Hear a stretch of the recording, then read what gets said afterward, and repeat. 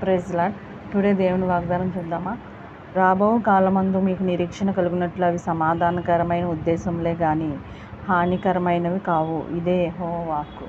చూసారమ్మా, రాబో కాలమందు అంటే వచ్చే కాలమందు, భవిష్యత్తులో అవి నీకు నిరీక్షణ కలుగునట్లు సమాధానకరంగా ఉంటాయి కానీ ఆ ఉద్దేశములు హాని కలిగించేవిగా ఉండవు.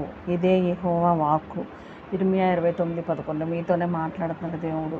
రాబో కాలాన్ని గురించి, భవిష్యత్తుని గురించి ఎంతోమంది, ఈవెన్ నేను కూడా అన్నమాట, భయపడతా ఉంటాం. అలాంటి వారికి ఈ వాగ్దానం చదువుకుంటే ఎంతో ఊరట కలుగుతుంది. నేను ఇదే వాగ్దానాన్ని ఎల్లప్పుడూ చదువుకుంటూ ఉంటానన్నమాట. రాబో కాలమందు మీకు నిరీక్షణ కలుగునట్లు అవి సమాధానకరమైన ఉద్దేశంలే కానీ హానికరమైనవి కావు. ఇదే యెహోవా వాక్కు.